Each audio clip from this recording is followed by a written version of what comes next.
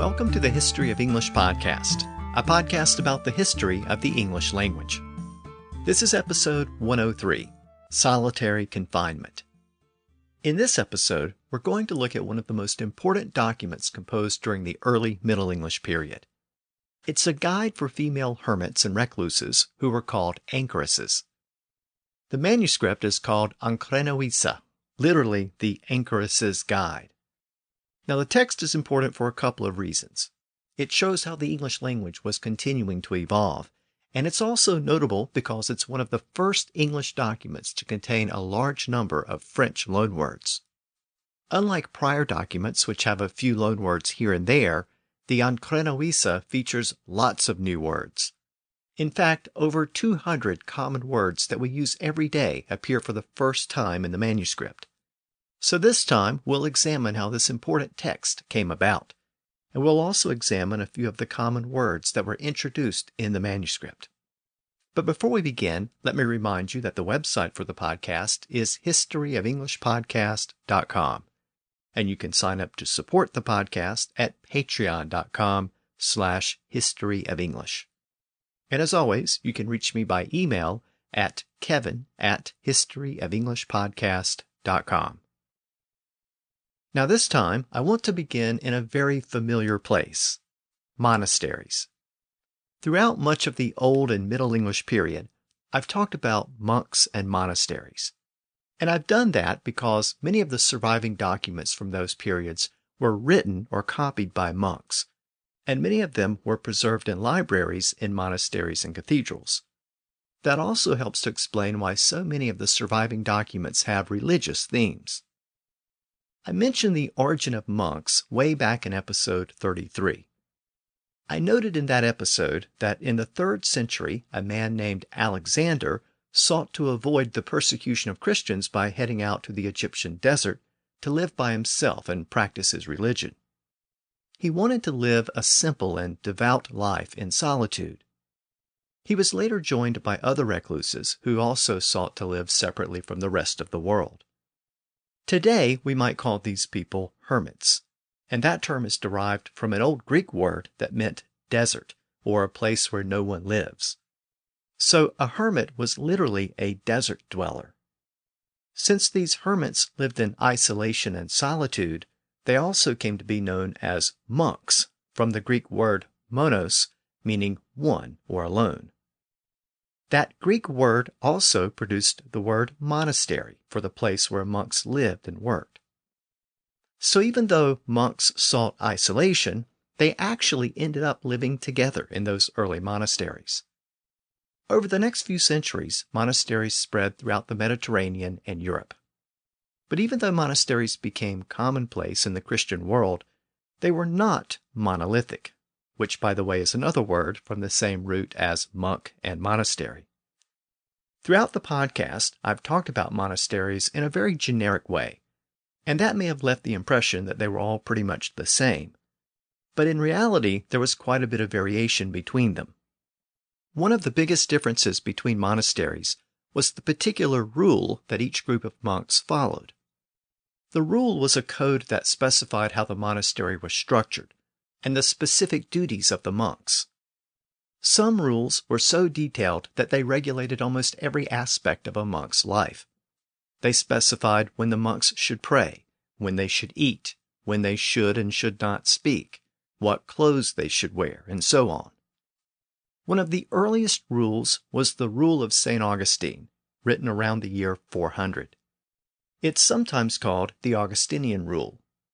It was short and general, consisting of 8 chapters. It emphasized harmony and chastity, and it rejected private property. Because it was broad and general, it was adaptable and followed by many monasteries. About a century after St. Augustine established the Augustinian Rule, St. Benedict of Nursia established a separate rule, which became known as the Benedictine Rule. And that was the rule that really caught on in the early Middle Ages. The Benedictine Rule was very detailed, consisting of 73 separate chapters. It emphasized silence and prayer, and it found an early advocate in Charlemagne who had the rule copied and distributed to monasteries throughout Western Europe. He wanted the Benedictine rule to serve as the model for all of those monasteries, and soon most of the monasteries in Western Europe followed that rule. We can now jump forward a few centuries to the Norman conquest of England. At the time of the conquest, England had 37 Benedictine houses for men and 10 for women. The Benedictine houses were the oldest and richest in England. In fact, the first Augustinian house wasn't founded in England until about 30 years after the conquest. Now, you might have noticed an interesting development in the evolution of these monasteries. The words monk and monastery were based on a Greek word that meant alone. But for most of their history, monasteries were really a form of communal living. Monks lived together, and they followed strict rules that regulated their daily activities. So during the Middle Ages, they were no longer living alone. And those monasteries were very much a part of the feudal system. Many had large landholdings which generated a lot of revenue, so they became very wealthy. Around this time, many religious leaders became concerned about the role of those monasteries in European society. They felt that those monasteries had gotten too far away from Benedict's original rule. And this wasn't the first time that those concerns had been expressed. Back before the Norman conquest, there had been a series of reforms throughout Europe that were designed to get the monasteries back in line with the original rule. I noted that the first Augustinian house was founded in England about 30 years after the conquest. Well, around that same time, in the year 1098 to be exact, a group of Benedictine reformers in France decided to establish a new monastery at Citeaux Abbey, southeast of Paris. The founding monks wanted to more strictly follow the Benedictine rule, and they emphasized the value of isolation as a way of achieving greater perfection. Very soon, other monasteries started to be founded on this same model, and those who followed this model became known as the Cistercians, based on the name of the abbey at Citeaux where the first monastery was founded. Now, the Cistercians didn't give up on communal living. The monks continued to live together. They just preferred to withdraw from the world and live together in isolated areas behind secure walls. The Cistercian monasteries were often founded in the wilderness, but even when they were founded near a town, they still lived together in isolation and solitude. The idea was to mimic the monastic life as it had existed during St. Benedict's lifetime. They soon emerged as the most powerful and influential religious order in Western Europe. The Cistercians were trying to return to the roots of the monastery, living together in isolation, adhering to a strict and demanding set of rules. But some monks felt the need to go even further. They wanted to live by themselves, essentially as hermits, in solitude and isolation. But they also wanted the benefits of communal living. The challenge was figuring out how to balance those two objectives. So, around the year 1084, a group of monks in the mountains of southeastern France found a solution. A cleric named Bruno of Cologne joined with several companions, and together they founded a monastery in the Chartreuse mountain range located in the French Alps. The monastery was designed so that each monk had his own separate cell where he spent most of his time, praying and working in isolation and silence. There was also a common area where the monks could gather for certain religious services and meals, but those communal gatherings were rare and brief. For the most part, it was a life of seclusion. This order of monks created their own rule, and the order soon spread throughout Western Europe. The order came to be known by the mountain range where the original monastery was located. I noted that the mountain range is called the Chartreuse Mountains today, but that French name is derived from a Latin name for the range, which was Carthusianus. So this monastic order came to be called the Carthusian order. Now remember that the Latin CA sound became a CH sound in Parisian French, so that's how the name went from Carthusianus to Chartreuse to modern Chartreuse. And I mentioned that French version of the name because the original monastery there in the Alps became known as La Grande Chartreuse, and it's still the mother house to this day. In the 1700s, the monks needed a way to raise some money to help pay the expenses of the monastery and to support their mission, so they decided to produce a liqueur on the grounds of the monastery. That liqueur was called chartreuse, after the name of the mother house. It had a very distinct apple green color, and by the 1800s, that color had become known as chartreuse. So this monastery in the French Alps gave its name to both a liqueur and a color. Now, as I noted, the Carthusian order emphasized solitude and silence. Even though they were part of a monastery, the monks had their own personal cell or chamber where they spent most of their time. Each cell usually had a garden area where the monk could meditate and grow flowers and vegetables. They even had most of their meals delivered to them in their cells. A lay brother would provide the food through a small window or opening next to the cell door. Now, all of this may seem like living in a prison, and in fact, today we might use the word cell to refer to a prison cell or a jail cell, but that sense of the word cell is a relatively recent development. It only came about in the 1700s. Prior to that, the word cell was mainly limited to monasteries and nunneries. And I mention nunneries because both men and women chose to live in this manner. The idea of sealing yourself away in a closed room to worship God didn't begin with the Carthusians. It had been around for a long time, but the Carthusians helped to revive the idea, and many monks and nuns were compelled to seek a life of solitude. Soon, other monasteries started to pick up on this same idea, and many of them established similar living arrangements. Even some Benedictine monasteries maintained these types of isolated cells. Now, as I noted earlier, these people were sometimes called hermits, but there was another term applied to them, and that term was ancre, or as it came to be known in later English, anchorite. And a female anchorite was sometimes called an anchoress. These words are all derived from an original Greek word that meant to retire or retreat. So all of these words for people who lived in solitude have Greek origins. That includes monk, hermit, ancre, anchorite, and anchoress. Now, at one time, the words hermit and ancre were used interchangeably. But by the 1200s, those two words were starting to be distinguished. Hermit had reverted back to more of its original meaning as one who lives in the desert or wilderness, and ancre referred to someone who lived in one of these cells attached to a monastery or church.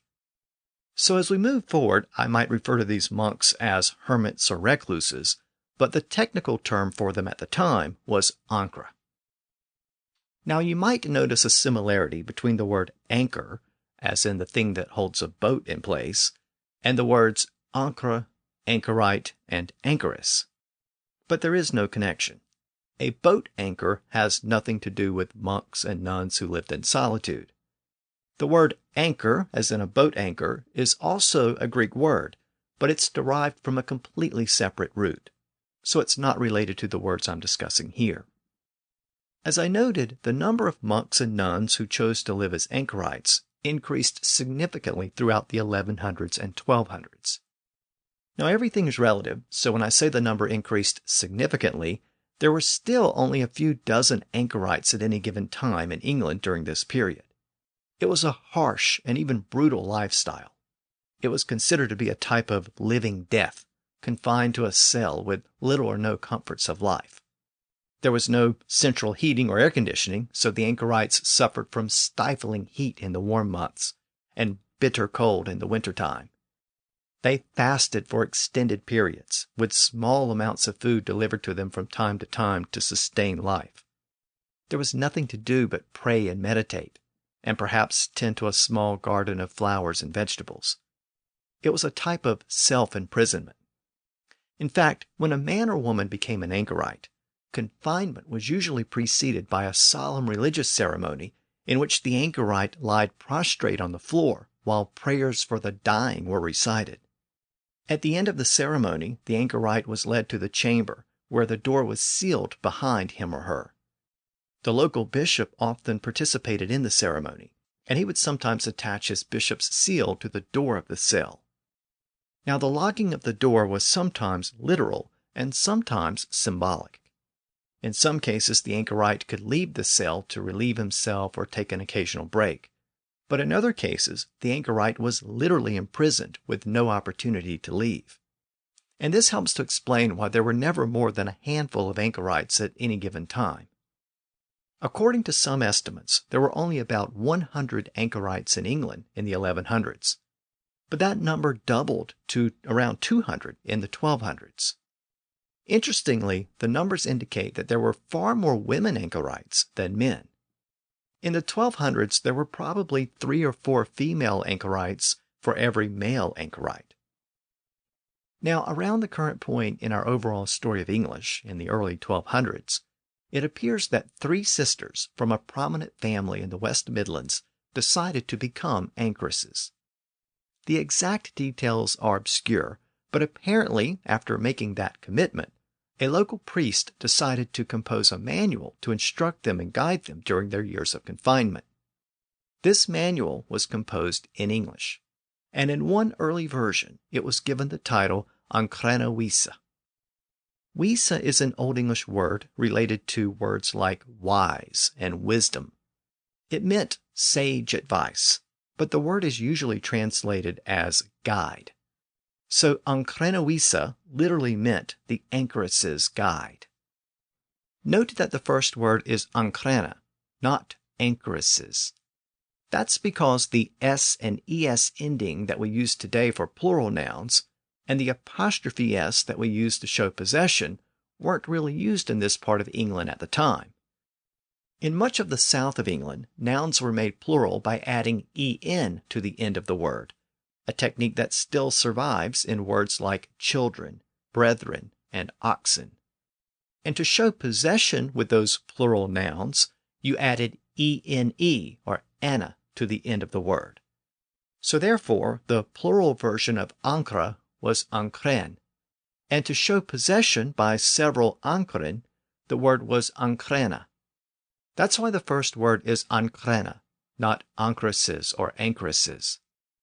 The modern s and es endings that we use today really began in the north of England, and they gradually spread southward during the Middle English period. So this text is known as the Ancrene Wisse, based on the title of one of the surviving manuscripts. It was basically the rule to be followed by the anchoresses, akin to the Augustinian rule or the Benedictine rule. And that helps to explain the other name that's sometimes given for this text, the Ancrene Regla, literally the anchoresses' rule. But that's actually a relatively modern title invented by scholars in the mid-1800s. Today, the two titles are often used interchangeably, but some scholars tend to call the earlier forms of the text the Ancrene Wisse, based on that original title, and they call the slightly later revised versions of the text the Ancrene Regla. But they're all variations of the same original manuscript. Now, unfortunately, we don't know who composed the original manuscript, and we don't know exactly when and where the text was composed. It appears to have been composed by an unknown priest in the West Midlands in the early 1200s. The original text was apparently lost, but several copies were made a short time later, and the oldest surviving copy of the text is dated to around the year 1225. An early version of the document mentions that it was composed at the request of 3 sisters from a noble family who were becoming anchoresses. A slightly later copy contains glosses, which were intended as revisions or corrections. Then another copy was made that incorporated those changes. That version is considered by many scholars to be the definitive version. It was maintained at Corpus Christi College at Cambridge, so it's known as the Corpus manuscript. Now, most scholars agree that very little time separates these surviving versions, perhaps as little as a decade. Interestingly, the Corpus version dropped the reference to the original 3 sisters, and instead it is addressed to all of the anchoresses of England, which it says are about 20 in number. The passage reads, "You be the anchoresses of England, very many together, 20 now or more." In the original Middle English, it reads, "Ye be'ath the Ancrene of England, swafela togateris, 20 nutha otrama." This suggests that the intended audience of the manuscript was rapidly expanding in the early 1200s. In fact, this text became so popular that it was copied many different times over the next couple of centuries, and it was even translated into Latin and French, which was unusual for an English document. As I said, scholars are reasonably certain that the original text was composed in the West Midlands, since the earliest copies were all written in a West Midlands dialect, but it's difficult to pinpoint the specific location. It also appears that the original manuscript was composed sometime between the years 1200 and 1225, and that's based in part on the corpus version of the text that I mentioned earlier. As part of the many revisions that are contained in that version, it specifically states that friars were in England at the time. And that's important because the friars didn't arrive until the year 1221. In fact, the friars are an important part of this story, so let me explain who they were. The friars were part of a brand new movement at the time. These were monks who wanted to leave the traditional monasteries and live among the people, where they could preach and spread their message. Most of them lived in the burgeoning towns and cities, not in some secluded monastery. So they were really the opposite of anchorites or recluses.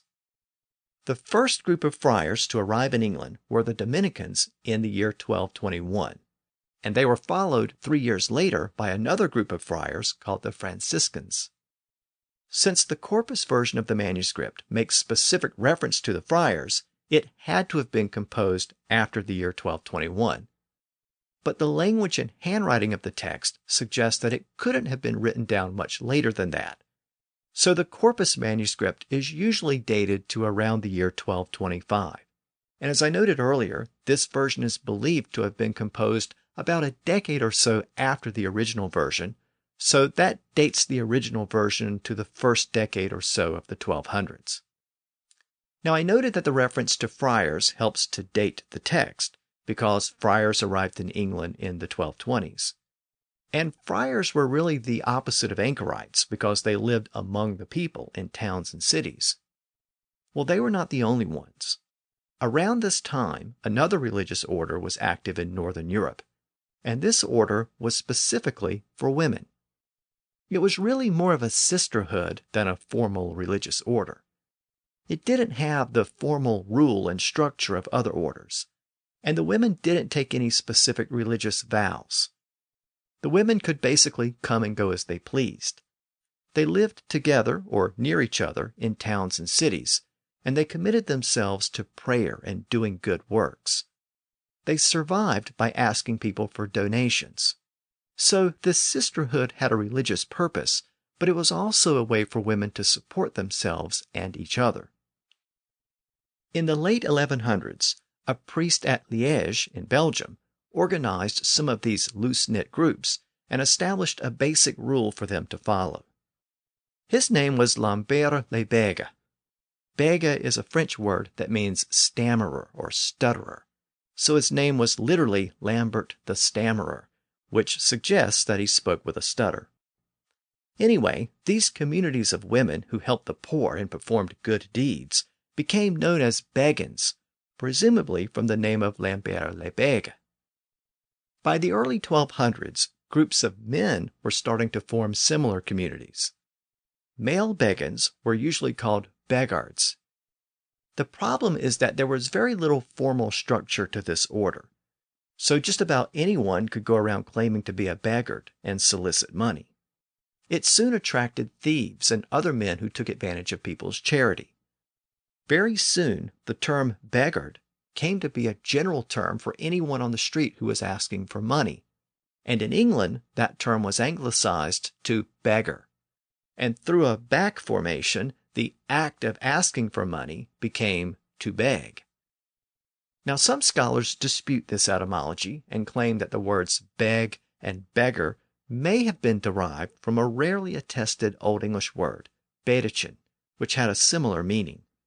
But there's no clear connection between those words other than the fact that they both begin with be. Part of the reason why the etymology is a little unclear is because the words beg and beggar suddenly appeared out of nowhere in the early 1200s. And both words appeared for the first time in the same document. And that document was the Ancrene Wisse. Even if you don't accept the connection between beggars and the Beggins, the story of the Beggins provides some important context for the Ancrene Wisse. It shows a fundamental connection between women and the church during this period. For the most part, women had very little property of their own, and if they were unmarried or widowed, they didn't have very many options available to them outside of the church. Some were able to rely upon other family members, and some found work in the burgeoning towns and cities, but many entered convents or joined less formal communities like the Beggins. We should also keep in mind that this was a period of more or less constant warfare, including the Crusades, so lots of young men went off to war and never came back, and many of the women who were left behind turned to monasteries and nunneries for support, and some took the even more extreme step of becoming a recluse or anchoress within one of those monasteries. It also helps to explain why more women than men became anchorites during this period. I should note that the Ancrene Wisse did not appear in isolation in the West Midlands. It actually appears to be part of a larger literary movement in the region during this period, when English writing was starting to reemerge. In fact, manuscripts composed in this region really dominated early Middle English. As we saw in earlier episodes, Layman's Brut was composed in the West Midlands, as was the Owl and the Nightingale. And during this same period in the same region, a series of religious works were composed or copied in early Middle English. In addition to the Ancrene Wisse, several stories about the lives of virgin female martyrs were translated from Latin into English. The martyrs were St. Catherine, St. Margaret, and St. Juliana. The works emphasized their chastity. Another work translated during this period in the same region was called Solus Warda, literally the soul's guardian or the soul's keeping. Then a fifth work was composed in English called Holy Method, literally holy maidenhood. It was another work in praise of virginity. These 5 documents are sometimes collectively referred to as the Catherine group, and it appears that the Ancrene Wisse was composed shortly after this earlier group of documents. Again, all of these documents were composed around the same time in the same region, and they all appear to have been composed for nuns and anchoresses in the region. Most of the works in this group cross-reference each other, and the books that preserve these works also tend to contain several of them together. These works are also written in the same literary style, using a lot of the same spellings and same grammatical features. Later scholars like J.R.R. Tolkien even gave this West Midland literary style its own name. He called it the A.B. language. It's also the language of the Ancrene Wisse. This literary style uses a lot of the same loanwords, including not just French words, but also Norse and Welsh words. Modern scholars have determined that all of these works were probably composed and copied by the same group of scribes in the region, who established a common standard literary style, in much the same way that the Old Wessex style was somewhat of a standard in late Old English. Last time, I introduced you to a scribe in the region called the Tremulous Hand, a scribe known for his glosses and his shaky handwriting. Well, it appears that he was also part of this same group of scribes. The fact that women were the apparent audience for most of these works may also help to explain why they were composed in English rather than Latin or French. The educational opportunities for women were more limited, so they were less likely to know Latin or have a fluent knowledge of French, so it made sense to compose these documents in English. It's also possible that the nuns and anchoresses themselves were involved in the revisions and updates to the Ancrene Wisse over those first few years. The glosses and revisions that were made to the original text may have been inserted by the anchoresses who pored over the original copies of the manuscript. Some of the nuns may have served as scribes and contributed to these resources. So for perhaps the first time in our story, we may have women involved in the production of documents about women for other women to read. And again, all of this was being done in a specific literary style of English that was common in the West Midlands. Now, those 5 earlier works that are known as the Catherine group have a large number of French loanwords, but nothing compared to the number found in the Ancrene Wisse. And that's part of the reason why this manuscript is so compelling to modern scholars. Way back in episode 3 of the podcast, I presented a list of the 50 most commonly used words in the English language. And I did that to illustrate how Germanic words dominate our core vocabulary, even though they represent a relatively small percentage of our overall vocabulary. Well, you might remember that there was only one French word in that list of the 50 most commonly used words in English. And that word was use, U-S-E. It's so common today that it doesn't even seem like a loan word. Well, one of the first English documents to contain that French word was the Ancrene Wisse. The Ancrene Wisse also gives us the first use of common words like ease, easy, city, ball, comfort, joy, grief, cruel, point, plenty, instead, intent, cause, cry, catch, change, excuse, debt, minor, and peace, P-I-E-C-E. It also provides the first recorded use of Norse words like skull, sky, trust, loose, bag, and the word rotten, which is a Germanic word from either Old Norse or Old English. It isn't entirely clear which one. Again, those are all common words that we use all the time. The common nature of the words used for the first time in the text can be shown by the words I've used in this episode to tell this story. I talked about the first monks who lived in the desert. Well, the French word desert appears for the first time in the manuscript. I talked about the important role of the monastic rule and how each order followed a specific rule. Well, the word rule appears for the first time in the document. I also discussed some of the early monastic orders, and the word order also appears for the first time in the Ancrene Wisse and the Catherine group of documents. The word order specifically referred to the orders of the Christian Church. I also discussed the Carthusians, who spent most of their time in separate cells within a large monastery. Their lodging consisted of a small chamber or cell. The words lodge and chamber appear for the first time in the Ancrene Wisse. The word cell had been borrowed at an earlier date, but the word cellar appears for the first time in the text. Cellar is just a variation of the word cell, and it was originally used to mean a storeroom. The Carthusians emphasized contemplation through silence, where they wouldn't be disturbed. The words contemplation, silence, and disturb all appear for the first time in the Ancrene Wisse. Their meals were often provided through a small opening or window near the door of the cell.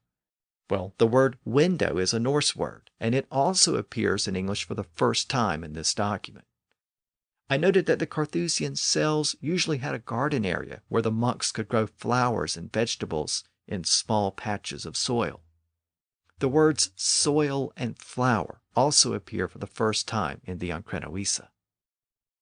By the way, the word flower, F-L-O-W-E-R, and flower, F-L-O-U-R, are homonyms in modern English. They're both pronounced the same way. Well, there's a good reason for that. They're actually the same word, or at least they once were. In fact, they were usually spelled the same way until the 1800s. It was once common to refer to the best part of something as the flour of the larger part. So cream was the flour of milk, and the powder used for baking was the best part of the wheat, when all of the other parts had been removed. So it was the flour of the wheat. And over time, that refined powder became known simply as flour, and it eventually acquired a separate spelling, Flour, to distinguish it from the other sense of the word, Flower. Again, the word flower, as in a blossoming plant, appeared for the first time in the Ancrene Wisse. Now, when I was discussing the Carthusians, I mentioned that the mother house of the order in the French Alps still produces a liqueur called chartreuse. Well, the word liqueur is a modern French word, but the original Old French version was borrowed as liquor in the 1200s, and it appears for the first time in the Ancrene Wisse. Then I focused on the anchorites, who locked themselves away in private cells. They were voluntarily imprisoned for spiritual reasons. Well, the word prison appears for the first time in the Ancrene Wisse. And the word cage was also used for the first time, as in a bird cage or animal cage. I noted that the anchorites were recluses, another word that appears for the first time in the document. They lived in poverty, without comfort, and faced incredible challenges and adversity. Poverty, comfort, challenge, and adversity all appear for the first time in the guide. I mentioned that many widows and unmarried women during this period entered convents and monasteries, and the word convent is also used for the first time in the document. And I previously noted that words like beg and beggar were also used for the first time in the manuscript. So you can see how many common loanwords were introduced in this important text. I've talked a lot about the manuscript and why it's so important to scholars. Now let me read a few passages to you so you can get a sense of the language. I'm going to read you the first part of the preface from the Corpus manuscript. In this introduction, the author tries to distinguish between the so-called inner rule and the outer rule. The inner rule is the rule that governs the inner spiritual self, whereas the outer rule governs the more practical aspects of life, like the proper way to eat and dress and sleep. Most of the manuscript is dedicated to the inner rule, but the last chapter is dedicated to the outer rule. Now, in this introduction, the text mixes in several passages that are written in Latin, and I'm going to ignore those Latin passages and just focus on the English passages. So here are the opening lines of the manuscript, first in modern English and then in the original Middle English. In the name of the Father, and of the Son, and of the Holy Ghost, here begins the anchoresses' guide. Ide Federis, ant ide Sunis, ant ide Holigastis, noma here beginneth Ancrene Wisse. Lord, says God's bride to her precious spouse, the righteous love you. They are righteous who live according to a rule, and you, my beloved sisters, have for many days begged me for a rule. Many kinds of rules there are, but there are two among all of them that I will speak of at your request, with God's grace. Lavred saith God's spouse de here deo werther spouse, de ricte luviat de, deo beoth ricte de luviat after rila. And ye, mina luver sustren, habeth moni dei cravet on me after rila. Moni kuno rilin beoth, atoi beoth be among all that each chula spelken of thiach overbona, with God's grace. One rules the heart and makes it even and smooth, without the lumps and hollows of a crooked and accusing conscience, which says, here you sin, or this is not yet amended as well as it should be. This rule is always within and sets the heart right. De anrilite hert an meketh efna an smetha. Without knost an dok of wollen wheat ant of reenda. De seia herre thu sunigest. Other, this nis not I bet ye asse wele it hit achter. Deas reale is ever in wheat ant richte de herte. The outer rule is entirely concerned with outward things, and rules the body and bodily deeds. This teaches everything about a person should behave outwardly, how to eat, drink, dress, sing, sleep, and keep vigil. And this rule exists only to serve the other. The other is like the lady, this like her handmaid. For all that a person ever does according to the latter, outwardly is only to rule the heart within. The other rila is all withouten, ant rilith elikuma, ant likum licha deren. The teacheth all who may shall bearen him withouten, who eten, drinken, werien, singen, slepen, wakien. Ant deus rila nis not bulte for te serve the other is as lefte, deus as here thulten, for all that may ever death of the other withouten, nis bulte for te rila de herte withinen. Now you ask what rule you anchoresses should hold. You should in all ways, with all your might and strength, guard well the inner, and the outer for her sake. The inner is always the same, the outer differs. For each should keep the outer according to the way she can best serve the inner, using her. Nu eski je het rila, je ancren shula halden. Je shulen alles wees, with alle michte and strength, wel weten de inre, ant te ultra for here saka. De inre is every leech, the ultra is misleech, for each shall halden the ultra after they ha may based, with here servi the inre. So I hope that gives you some sense of the language of the text. If you can get beyond the word forms and the older vowel sounds, the sentences should start to sound somewhat familiar. There are still a fair number of Old English words that are no longer in use, and that makes it hard to follow along, but most of the words in those passages are still used in modern English. And the syntax or word order is much closer to modern English. Now, I noted that the Ancrene Wisse contains a large number of new loanwords, especially French words. I've already mentioned a few of them, and since I've been focusing on words related to Christianity and monasteries, I thought I would conclude this episode by mentioning a few other related words that were also used for the first time. For example, the word religion was used for the first time in the document, as were the words preach and preacher. We also find the first known English uses of the words crucifix, devout, chaste, and chastity. The text also contains the first use of the word save and the closely related word salvation, both of which are derived from the same Latin root. Save is a very common word today, but it was originally used in the religious sense, as in to save someone's soul, and that helps to explain the connection to the word salvation. We also find the first use of the word blasphemy and one of the first uses of the word blame, both of which share a common root. The original Greek root word meant to slander or speak evil words about someone. Blasphemy restricts that original meaning to words spoken against God.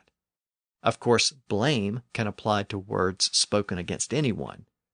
The word blame originally meant any kind of criticism or critical speech, but over time it's come to mean a type of speech where someone assigns responsibility for a problem or fault. The Ancrene Wisse also contains the first use of the words tempt and temptation in an English document. The words were originally used in the sense of being tempted into sin or evil. Again, those words have taken on a broader meaning over time. We also find the first use of the words virtue, grant, and obedience. Obedience was used in the sense of obedience to God. And the word hypocrite also appears for the first time. It meant someone who claims to be pious but really isn't. So again, it was originally associated with religion, but has since acquired a broader usage as someone who says one thing and does the opposite. The Ancrene Wisse also introduces us to the words pity and jealous, which both had associations with the church. Those connections are more apparent when you consider that pity is just another version of the word piety, and jealous is just another version of the word zealous. Pity and piety were once used interchangeably. They referred to someone who was very religious and followed the teachings of the church. As the two words became distinct, piety retained more of the original meaning, and pity referred more to the compassion and mercy shown by devout Christians.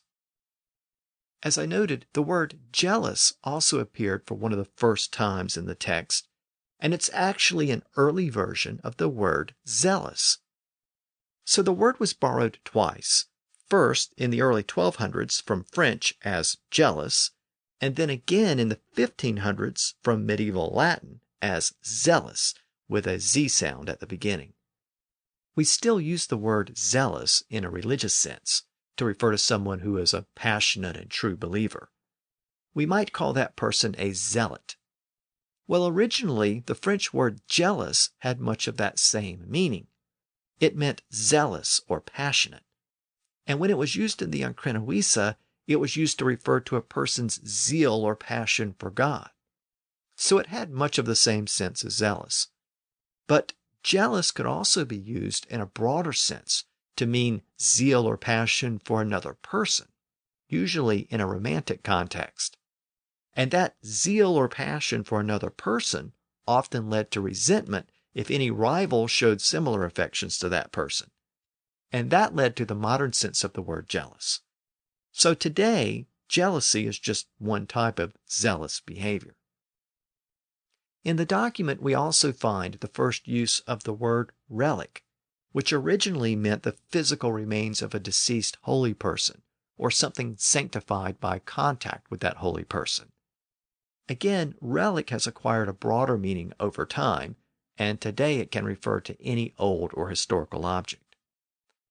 The Ancrene Wisse also gives us the first use of the word hour, H-O-U-R. But interestingly, it wasn't used in the sense of time like we use it today. It was used to refer to a specific set of prayers. So let me explain. The word hour is a Greek word that could refer to any period of time. It eventually came to refer to specific increments of the day, and after the Benedictine reforms of the Middle Ages, the word was used to refer to the points in the day when specific prayers were to be recited. And over time, within the Church, those specific prayers came to be called hours, or canonical hours, since they were recited at specific times. And that was the way the word hour was used in the Ancrene Wisse, as a word for prayers. It later entered English with its original meaning as a specific increment of the day. And speaking of the day, the Ancrene Wisse also gave us the first English use of the word journey, which literally meant the distance that could be traveled in a day. The key is the first part of the word, J-O-U-R, which meant day in French. We can still see that in the French greeting bonjour, which literally means good day. So journey meant a day's travel, and by the time it was used in the Ancrene Wisse, it had come to refer to the actual act of traveling, and it was specifically used in the sense of a pilgrimage. By the way, the word journal came in from the same root about a century later, and it also originally had an association with the church. It referred to a written record of the church services that were conducted throughout the day. So journey and journal are cognate, and they are both based on the Latin and French word for day. By the way, the original Latin root word was dies with a D sound. It went from dies to diurnus and diurnalis, and then the first consonant was slurred in French and produced the French versions, journey and journal. Well, that original Latin root word dies also gave us the word diary, which was another type of journal, specifically a daily journal. And it gave us the word diet, which was a daily food allowance. And the word diet also appears for the first time in the Ancrene Wisse. So diet is cognate with diary, journal, and journey. And 2 of those 4 words appear for the first time in the Guide for Anchoresses. Now I noted that the word journey is recorded for the first time in the Ancrene Wisse. Well, when you make a journey, you visit other places. And the word visit is also used for the first time in the manuscript. Again, the word was used in a specific religious context. It referred to God's arrival to provide comfort or relief. I think we still have some of that original supernatural sense of the word when we refer to the presence of a ghost as a visitation. That was closer to the meaning as it was used in the Ancrene Wisse. Now, the word visit is cognate with two other words that appear for the first time in English in the same document. And these other two words are very important to this podcast, really essential to this podcast. And those are the words story and history, which again are two different versions of the same word. History actually appears in a few Old English documents in its original Latin form, historia. But story came in from French at this point in our story in the Ancrene Wisse. As was common in late Latin and early French, the initial H sound had become silent in many words. So the French version of the word was estorie, and that's how the word was borrowed into English the second time in the Ancrene Wisse. Over time, the E sound at the front disappeared, and that left us with the word story. The same thing happened with other words, like estate, which became state, and estrange, which became strange, and here, estory, later became story. Meanwhile, the H at the beginning of the original Latin version of the word historia was later reintroduced as part of a larger movement to make English words reflect their Latin roots. So since the original Latin word started with an H, some English writers started to put an H at the front of estory, but the H was still silent. Now, in the early modern English period, people started to get all of this confused because an initial H was sometimes pronounced in English and it was sometimes silent. And there was a period when a lot of people started to play it safe and just pronounce all of those H's in those words. Sometimes both pronunciations survived, like HERB. In Britain, herb with the H one out, but in America, herb without the H one out. And sometimes, as in the case of history and story, both versions survived as distinct words. This also helps to explain why some people say a historian or a historic site, and other people say an historian or an historic site. Technically, it should be a, since historian and historic begin with a consonant sound today. But those H's were once silent, so it was common to say an historian or an historic site. So the article you use today probably depends on how you pronounce those words, specifically whether or not you pronounce the H in that context. And this feature of English is still quite variable. So we've seen how history and story became distinct words. So how did they come to have their modern meanings? Well, the original Latin root word meant an account or tale of something that happened in the past. So it was similar to the modern sense of the word story, but it only referred to past events.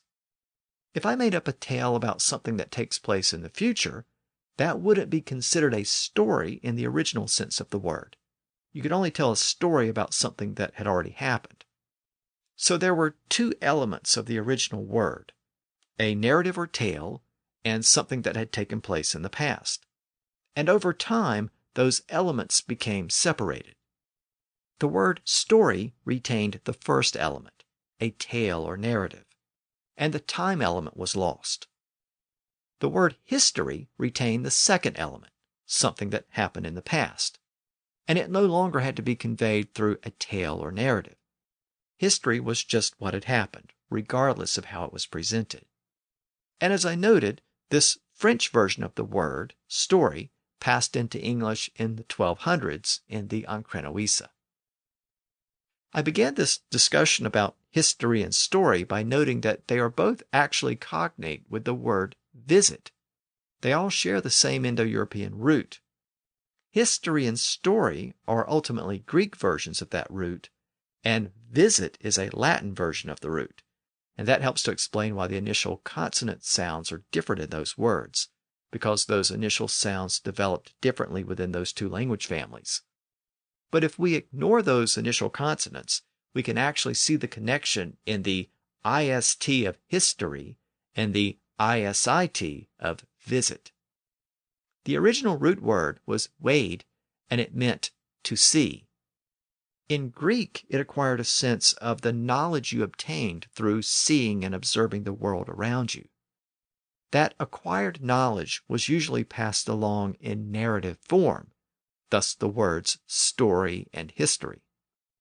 In Latin, the root word came to refer to the process of seeing or looking at something very closely, so it meant to inspect. And inspectors often had to travel around to various places to make their inspections, so they would pay a visit to the place of inspection. And that's how we got the word visit from Latin and French. Again, story and visit are not only cognate, they also both appear for the first time in English in the Ancrene Wisse. So I hope you found all of that interesting. I've looked at quite a few loanwords introduced in the guide for anchoresses, but I've only scratched the surface. Next time, I'm going to explore some more of those words, and I'm going to focus on one particular aspect of those words, the common prefixes and suffixes which many of those words used. Many of those prefixes and suffixes were used for the first time in the English language in the Ancrene Wisse.